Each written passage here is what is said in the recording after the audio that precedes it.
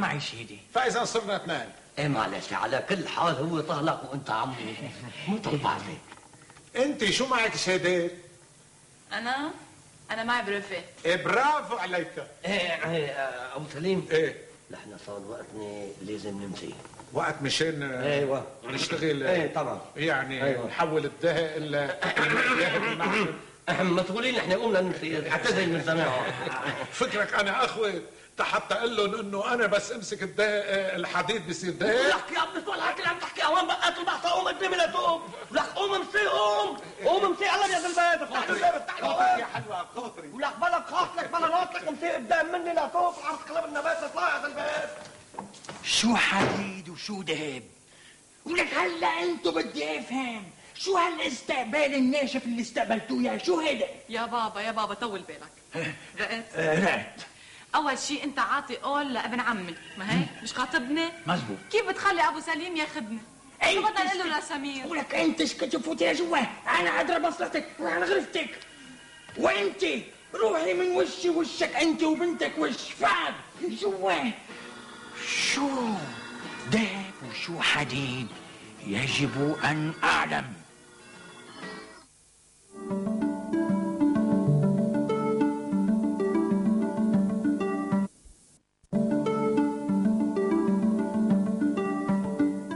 كل شي بيقولوا السيد زميل كبيل عيلة الطبول لازم نحن نوافق عليه. صح الله؟ صح. تفضل يا سيدي. خلونا نحكي بمنتهى الصراحة. طبعا ما في واحد منكم إلا عم يستفيد من وراء أبو سليم.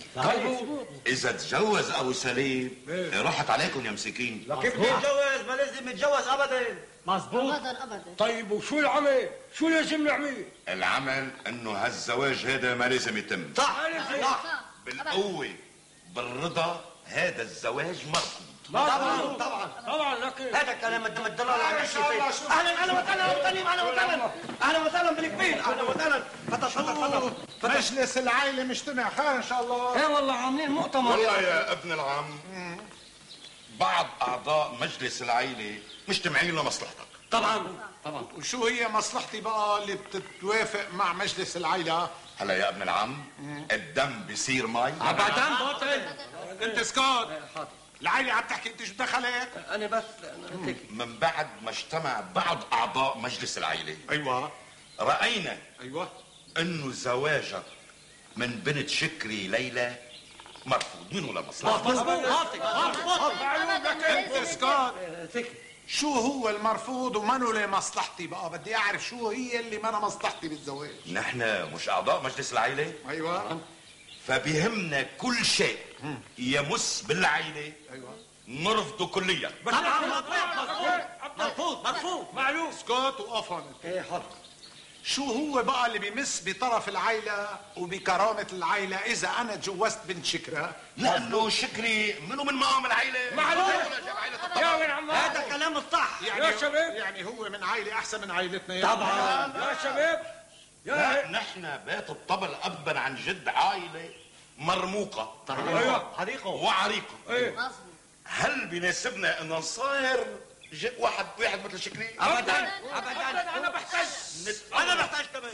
اذا بتريد هلا نحتج جايته ونرضيته. أنا شو بيهمني من هالموضوع؟ من بعد اذا بتريد يا اولاد، اذا بتريد يا اولاد العم، اذا بتريدوا اسمحوا لي اتكلم. طبعا كلمتك مسموعه يا البيت. يا ابن عما، هيدا شكرا عم يضحك عليك، عم يجوزك بنته مشان يشلحك مصريتي. صح. هلا إذا شلحني مصرياتي إلها، أنتوا شو راح تخسروا؟ بتروح لنا نحن مع نستفاد كيف شو حنخسر؟ على كل ما حدا يتداخل بشيء ما بيعني. هاي شغله بتخصني انا وبتعنيني انا وما حدا يتداخل. صح. ابو سليم عنده حلة الليل، ما حدا بيتداخل معه. يلي بده اياه ابو سليم بيعملوا عن كذب. ابو سليم كلمته مسموعه وبياخذ قرار لحاله. كذب انتوا كلهم متعيوا. ابو سليم لوحده بياخذ قراره. عملها تكفير. عادوا لأبكم ما عجبتني هالقصة واتركوها. وانا ما عجبتنا. هيك فكر. شو بدك تفكر؟ فكر على مهلك، ما حيطلع من تفكيرك شقبدين. مظبوط.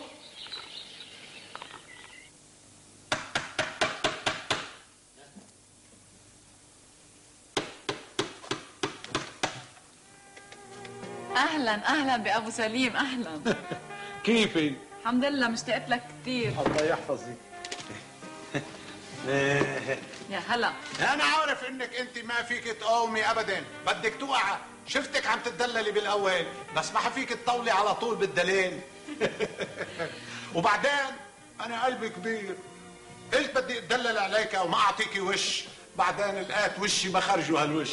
لا فعلا قلبك كبير، ما بتعملها يا ابو سليم. وشو عرفك قلبي كبير ما بعملها؟ من شو؟ معلق انا بعرف كل شيء. بيك هون؟ ايه هون بابا. ايه وين هو؟